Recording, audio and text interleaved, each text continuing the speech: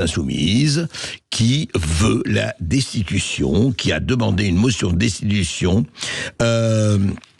à l'Assemblée nationale. Je rappelle juste ce que c'est que l'article 68 qui est dans la Constitution. Voilà ce que dit l'article 68. Le président de la République ne peut être destitué qu'en cas de manquement à ses devoirs manifestement incompatible avec l'exercice de son mandat. La destitution est prononcée par le Parlement, constitué en haute cour, le Parlement, le Sénat et l'Assemblée nationale. La proposition de réunion de la haute cour adoptée par une des assemblées du Parlement est aussitôt transmise à l'autre, qui se prononce dans les 15 jours. La haute cour est présidée par le président de l'Assemblée nationale. Elle statue dans un délai d'1 mois à bulletin secret sur la destitution. Sa décision est d'effet immédiat. Les décisions prises en application du présent article sont la majorité des 2/3 des membres composant l'Assemblée concernée ou la haute cour. Important, je vous le dis, 2/3 des membres. Toute délégation de vote est interdite. Seuls sont recensés les votes favorables à la proposition de réunion de la haute cour, etc. Voilà. Et il se fait que il y a 15 jours, le chef de file de la France Insoumise, Jean-Luc Mélenchon, a appelé samedi 14 septembre, donc, le Parti Socialiste à permettre la motion de destitution d'Emmanuel Macron, dont la recevabilité doit être examinée mardi par le bureau de l'Assemblée. Elle a été examinée et je crois, Marc Gauthier, bonjour, vous êtes juriste. Bonjour Marc Gauthier. Okay. Vous êtes là ? Oui, bonjour, vous m'entendez ? Oui, très bien, très bien. Alors, Marc Gauthier, vous êtes juriste, vous êtes cofondateur du collectif d'avocats et juristes Les 300. Eh bien, il faut toujours être nombreux, l'union fait la force. Et alors, justement, il y a ce qui a été lancé, donc, par la France Insoumise, en disant, voilà, il faut absolument que cette motion passe, en tout cas. Et juste avant de vous donner la parole, je voudrais vous faire écouter ce qu'a dit Emmanuel Bompard, sur BFM TV, il y a quelques jours, face à Pauline de Malherbe. Écoutez Emmanuel Bompard, le porte-parole de la France Insoumise. Nous sommes 81 députés à avoir déposé cette demande de résolution pour qu'elle soit débattue à l'Assemblée nationale pour la destitution du président de la République. C'est l'article 68 de la Constitution. Ensuite, il faut que ça soit examiné au bureau de l'Assemblée nationale. Pour l'instant, il n'y a pas eu de réunion du bureau de l'Assemblée nationale. Mais au bureau de l'Assemblée nationale, le nouveau Front populaire est majoritaire. Donc je pense que notre procédure peut passer cette étape. Et ensuite, il faut un vote des 2/3 des députés à l'Assemblée nationale. Or, les députés macronistes représentent moins d'1/3 des députés à l'Assemblée nationale. Donc si les oppositions sont vraiment des oppositions... Si le RN vote avec vous, quoi. Non, pas seulement le RN. Si les oppositions sont vraiment des oppositions, là, tout le monde sera mis au pied du mur. Mais si les oppositions sont vraiment des oppositions, alors oui, il est possible de faire avancer cette procédure de destitution. Alors, Marc Gauthier, est-ce que c'est possible, effectivement? Est-ce que d'abord, ce que je disais, la recevabilité, ça a passé, je crois, mardi dernier? Oui, c'est absolument, c'est passé. Alors, vous avez plusieurs points à préciser pour les auditeurs. Oui. C'est que la procédure de destitution actuelle a été revue en 2007 pour qu'elle soit rendue plus facile compte tenu de l'inviolabilité quasiment générale dont bénéficiait le chef de l'État. Oui. Donc, aujourd'hui, vous pouvez en fait destituer un président de la République simplement avec ce que vous avez rappelé en tout début d'émission, lorsque ce comportement-là fait un manquement grave, suffisamment incompatible avec l'exercice de son mandat. Or, là, ce qui se passe, c'est que vous pouvez avoir un motif de destitution qui a été invoqué par la France Insoumise, enfin le nouveau Front populaire, qui finalement sort un peu des clous du cadre purement juridique. Et or là, ils veulent destituer le président parce qu'ils n'auraient pas nommé un Premier ministre en fonction de la nouvelle majorité parlementaire. Oui. Donc un petit point d'explication technique très rapide, après je mettrai les deux pieds dans le plat. Le président n'a pas en soi l'obligation constitutionnelle de nommer le Premier ministre en fonction de la nouvelle majorité parlementaire. Oui, donc, c'est ça. Il n'était pas obligé de nommer Lucie Castet, pour ne parler que d'elle. Oui. Voilà, c'est ça. Donc, certes, ça serait plus respectueux pour la démocratie, comme on l'a d'ailleurs vu précédemment avec Chirac en 86, Balladur en 93, Jospin en 97. Et théoriquement, c'est suicidaire de ne pas le faire, car ça met le gouvernement en position de sauter par des motions de censure. On ne pourrait pas non plus venir invoquer une sorte de tradition ou une coutume du passé qui obligerait le président à le faire. Car au niveau constitutionnel, ce n'est pas reconnu en France, la tradition et la coutume. Mais en fait, tout ça n'est pas un réel problème. Il suffit juste de voter une motion de censure, comme dit précédemment, avec les oppositions. Sauf que vu que le pouvoir législatif et les oppositions ces dernières années sont plutôt en carton-pâte, ils se couchent, comme d'habitude. en trahissant un peu le vote des Français. Et puis comme ça, au gouvernement que M. Barnier a nommé, on arrose un peu tous les partis, on contente un petit peu tout le monde, sauf que ça représente pas, et on fait une sorte de bras d'honneur au vote des Français. Mais alors justement, Marc Gauthier, parce que moi, on peut penser ce qu'on veut du président de la République, et chacun a son opinion, mais moi, ça m'a paru effectivement, enfin moi, et pas seulement moi, ça a paru extrêmement assez léger quand même. C'est-à-dire, procédure de destitution, c'est quand même un acte grave. Est-ce que ça méritait, en tout cas, vous avez très bien expliqué que juridiquement, ça tient pas vraiment complètement debout, mais est-ce que ça méritait, est-ce qu'aujourd'hui, d'abord, juste, est-ce qu'il y a en Cinquième République, il n'y a pas eu de destitution, procédure de destitution, ça n'a jamais existé jusqu'ici. Il y a eu des procédures de destitution qui ont été lancées en 2001-2016, mais qui n'ont pas abouti. D'accord. Et alors aujourd'hui, si quelqu'un justement, qui soit d'ailleurs LFI ou RN ou ailleurs, etc., veut lancer une procédure, est-ce qu'il y a des motifs aujourd'hui, très fort, et je parle en dehors des opinions politiques ou des opinions idéologiques de chacun, pour lancer une procédure de la sorte, parce que vous avez encore une fois dit démontré que ce n'était pas vraiment complètement le cas avec celle de la France Insoumise. Tout à fait, André. Je vous remercie de cette interrogation, parce que ça me permet justement de mettre les deux pieds dans le plat, comme je l'annonçais au début. C'est que, en fait, le pouvoir législatif sait très bien qu'il y a pléthore de motifs graves pour destituer Macron. Pléthore. Vous n'y allez pas avec le dos de la cuillère, Marc. Non, bien sûr que non, si vous me connaissez. Hein. Mais je vais vous donner juste quelques exemples. Allez-y. Des exemples très marquants. Vous allez voir, c'est plié. La violation, par exemple, systématique de l'article 35 de la Constitution par le président, ainsi que le droit international de la guerre, en matière de guerre, parce que l'article 35 de la Constitution parle de guerre. Oui. En avril 2018, on bombarde la Syrie avec nos petits copains américains et anglais, alors, ce qui est déjà illégal du point de vue du droit international, car c'est pas autorisé par le Conseil de sécurité de l'ONU, et c'est pas non plus sollicité par le gouvernement légitime à l'époque de la Syrie. Mais surtout, c'est que nous, en France, on va bombarder un autre État. Il faut donc activer la procédure de l'article 35, ce qui n'a pas été fait à l'époque par Macron. Il y a tout un formalisme à respecter. D'accord. Or, là, si vous voulez un sujet d'un petit peu plus d'actualité, et qui est chaud bouillant, c'est l'Ukraine. Parce que figurez-vous, et là je vais vous donner un scoop, André, vous allez être content, tous les auditeurs de Sud Radio vont être les premiers à avoir ce scoop. En Ukraine, sachez que d'après la propre doctrine juridique officielle de l'Institut de recherche stratégique de l'école militaire, oui, sorti en mai 2022, et qui dépend directement du ministère des Armées, la France est bien en guerre contre la Russie. Et oui.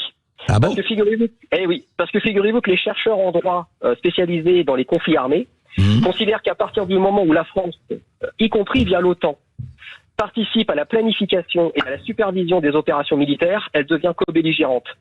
Ah oui, même si elle le fait sur le territoire français, même si elle le fait par ailleurs, en préparant, disons, des soldats ukrainiens, par exemple, en les formant, c'est être co-belligérant du point de vue juridique ? Non, c'est la planification et la supervision des opérations militaires sur le terrain. Ah, d'accord. Vous pouvez envoyer des instructeurs, vous pouvez envoyer du matériel militaire, vous pouvez envoyer des milliards et des milliards d'euros. Juridiquement, vous ne serez pas considéré comme co-belligérant. Mais par contre, si vous faites de la supervision des opérations militaires sur place, et la planification, là, c'est dedans. Or, figurez-vous, on a déjà les preuves depuis au moins septembre 2022. Ça a été lâché par des journalistes, vos confrères du New York Times, qui ont démontré qu'en fait, l'OTAN participait à la planification des opérations militaires sur place. Donc les preuves sont dans le domaine public, et donc du coup, c'est quand même assez cocasse. Si vous voulez, quand vous avez Macron qui passe son temps à dire qu'on n'est pas en guerre contre la Russie, soit désavoué contre la propre doctrine juridique qui émane de son propre ministère des Armées. C'est quand même assez cocasse. Alors, petit aparté, si vous m'y autorisez, André, puisqu'on parle de l'Ukraine, parce que moi j'en ai aussi un petit peu ras-le-bol d'entendre toute cette propagande anti-russe qui est pas du tout légitime. Sachez justement que les journalistes d'investigation qui sont basés à Washington, donc très près du pouvoir politique américain, ont enquêté sur les origines réelles de cette guerre et se sont même fait fact-checker par d'autres confrères aux États-Unis.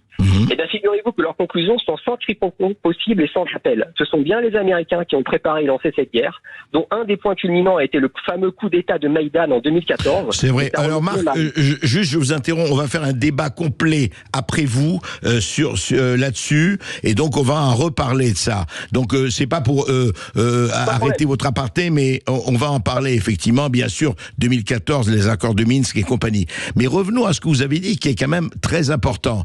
Ce que vous dites sur c'est-à-dire que en fait, participer à la planification des opérations sur le territoire ukrainien, vous dites que les journalistes américains et beaucoup d'autres, l'OTAN donc le fait ou l'a fait, et avec des participations de la France notamment. Oui. C'est ça. La supervision et planification des opérations militaires. À partir du moment où vous faites plier, c'est fini. En droit des conflits armés, vous êtes co-belligérant. Donc ça, c'est du droit. Hein. C'est peu importe les opinions de chacun. C'est peu importe si on veut y aller ou pas. Non, mais il faut le dire, oui. D'accord. Voilà. Donc ça, c'était un petit exemple avec deux facettes, hein, une fois pour la Syrie et une fois pour l'Ukraine. Mais en fait, comme je vous le disais tout à l'heure, il y a pléthore. Vous pouvez aussi prendre, par exemple, sur des choses un petit peu moins graves, mais tout de même qui portent atteinte à la dignité de la fonction, parce que c'est aussi ça. La procédure de destitution actuelle, elle est surtout légitime lorsqu'elle porte atteinte à la dignité de la fonction, au-delà des aspects juridiques et même au-delà de la violation des articles de la Constitution. Mais Macron, vous vous souvenez, lorsqu'il a dit qu'il voulait emmerder une partie des Français, ceux par exemple qui n'étaient pas vaccinés Covid-19, eh ben ça constitue un manquement aussi à ses devoirs, qui sont incompatibles avec l'exercice de son mandat et qui portent atteinte à la dignité de la fonction. Il faut rappeler que Macron n'est qu'un petit mandataire et que celui qui est souverain, c'est pas lui, c'est le peuple, d'après la Constitution. Donc bien sûr, avec de tels propos, il trahit ce qu'il est censé incarner, à savoir la représentation de l'unité de la nation et en même temps de tous les Français. Non, je vois. Alors ça, c'est effectivement un point de vue à la fois, je dirais, politico-moral, qui est très important, mais enfin, je trouve que ça encore, on pourrait discuter, effectivement, sur le j'ai envie d'emmerder les non-vaccinés, on en a beaucoup parlé ici, mais ce que vous dites, Marc Gauty, c'est ce qui est intéressant, c'est que donc, en fait, vous dites, vous, que selon les règles juridiques, en tout cas, d'un certain nombre d'instituts, etc., l'OTAN est co-belligérant, et donc la France est co-belligérante, est en guerre, en fait, avec la Russie, quelque part, de facto et non pas de juré, quoi, mais voilà. Oui, c'est ça, mais en fait, ça provient des professeurs agrégés qui font la doctrine juridique au sein de cet institut, l'école militaire, qui dépend du ministère des Armées. Donc, c'est ce que je vous disais, c'est quand même assez rigolo, entre guillemets, qu'il soit désavoué par ses propres services. Ouais. Mais surtout, c'est que il n'y a pas que ça, si vous voulez. Vous savez, quand on avait parlé des F-16, la livraison des fameux F-16 en Ukraine, en fait, ils prenaient un soin tout particulier à ne pas faire décoller les F-16 des pays qui entourent l'Ukraine de l'Union européenne pour aller bombarder ou faire les missions par rapport à la guerre avec la Russie, parce que si c'était le cas, c'était aussi considéré par la doctrine juridique comme un acte de co-belligérance. Ouais. Donc quand les F-16 décollent, ils doivent au moins stationner quelques instants sur le territoire ukrainien et ensuite partir faire leur mission pour aller attaquer la Russie ou défendre. Et donc ils prennent un soin tout particulier pour pas être co-belligérants. Sauf que vous avez compris que ça sert plus à rien. Puisque dès le moment où la doctrine juridique identifie qu'on l'est parce qu'on participe à cette planification et à la supervision des opérations militaires, le truc des F-16, c'est une petite cerise sur le gâteau. C'est comme l'histoire aujourd'hui, on va en parler aussi dans le débat, des missiles à longue portée, hein, des fameux missiles à longue portée. Oui. Tout à fait. Ils prennent un soin particulier à ne pas vouloir rentrer en guerre contre la Russie, mais le problème c'est qu'au niveau juridique, on l'est. Mais alors justement, je voudrais demander à Marc Gauty, vous êtes juriste, cofondateur, puis vous êtes citoyen français. À quoi sert, à votre avis, aujourd'hui? Est-ce qu'elle sert à quelque chose ou c'est une action de communication au mieux ou au pire de la France insoumise en lançant cette procédure de destitution qui, encore une fois, suit son cours? Oui, ils savent que ça aboutira pas. Déjà parce que le motif, il est, ça peut être une sanction politique parce que c'est ce qui est voulu dans l'esprit de cet article 68. C'est pas une sanction juridique, c'est une sanction politique. Après, si on doit juger Macron sur un plan juridique, on peut toujours aller le chercher lorsque son inviolabilité sautera, lorsque son mandat s'arrêtera. Mais la France insoumise sait, avec un motif aussi presque, ridicule, parce qu'il n'y a pas de choses qui vont en compte dans la Constitution, que ça sera pas voté. Et donc c'est là où vous pouvez aussi voir un peu toute la, tout le côté un petit peu manipulatoire, le côté un peu même de trahison de ces représentants de la nation, parce que quelque part ils n'utilisent pas des motifs que l'on a depuis des années, qui sont actés, qui sont passés, qui sont avérés. Parce que moi j'ai une liste longue comme le bras. Avec vous là aujourd'hui je peux pas tout énumérer, mais il y a des choses vraiment graves. Et donc du coup c'est un coup politique aussi pour eux. Alors certes ils l'ont mauvaise parce que on n'a pas choisi le Premier ministre qu'ils auraient souhaité. Mais on voit plutôt que c'est des intérêts politiciens. En fait, c'est ça. C'est-à-dire qu'on ne prend pas les prétextes qui sont des prétextes lourds, en tout cas selon vous, et selon ce que vous me dites. On prend effectivement un prétexte dont on sait qu'il n'aura aucune chance d'aboutir, quoi. Oui, c'est ça. Et donc c'est c'est là où c'est triste, si vous voulez. Et puis, si vous voulez, moi, bon, il y a plein d'autres exemples. Hein. On pourrait parler du recours systématique au cabinet étranger pour faire la politique de la nation dans des domaines particulièrement sensibles, comme l'armée, la santé. On pourrait parler aussi, bien sûr, de la crise Covid, la façon dont le président a donné l'impulsion, puis a promulgué des lois qui allaient à l'encontre des traités protecteurs des droits de l'homme dans l'ordre international. Oui, mais alors ce que vous dites, Margotti, ce qui est intéressant, c'est quand même sur le fond, parce que vous avez donné quand même 2 exemples forts. Ce qui est intéressant, c'est que les politiques, quels qu'ils soient pour macronistes ou pas macronistes, ne choisissent pas les bonnes pistes et en fait font tout pour presque faire des leurs, quoi, justement, pour ne pas parler de ce qui compte. Voilà. Oui, le pouvoir législatif ne joue plus son rôle de contre-pouvoir, mais ça, on l'avait compris, hein, ça fait bien longtemps qu'il n'est plus du tout dans ce rôle. C'est très triste. Et les gens ne se rendent pas compte à quel point c'est dangereux, parce que finalement, vous avez un exécutif qui fait ce qu'il veut. Une fois qu'il est élu, il fait ce qu'il veut. Si le Parlement se transforme en une simple centre d'enregistrement et ne fait pas son rôle minima adéquat, c'est fini. Vous avez un pouvoir autoritaire qui peut même devenir totalitaire. Cartel est mon bon plaisir, comme disait un certain Louis le XIVe. Merci Margotti. En tout cas, merci pour vos informations et vos éclaircissements. Écoutez, c'est à discuter et on continuera d'en discuter. Un petit mot peut-être de la fin. Oui, allez-y. Oui, c'est juste pour vous dire, nous on est venu nous voir justement au collectif des personnes qui étaient particulièrement au courant des rouages de la politique. Et ils nous ont confié ceci, tout en étant très prudents et en ne citant pas de nom. Mais ils nous ont dit la chose suivante.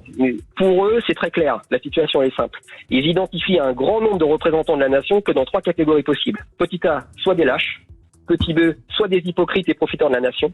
Et petit C, soit des corrompus et traîtres. Eh ben dis donc, vous les avez habillés pour l'hiver, là. Hein, vous les avez habillés pour l'hiver, Margotti. C'est pas moi qui l'ai dit, mais en tout cas, quand j'ai entendu ça, j'étais d'accord.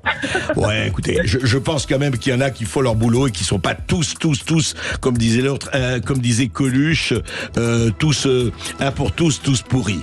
Donc, écoutez, à suivre en tout cas, mais on vous a écouté et c'est intéressant ici d'avoir toutes les opinions et surtout tous les engagements.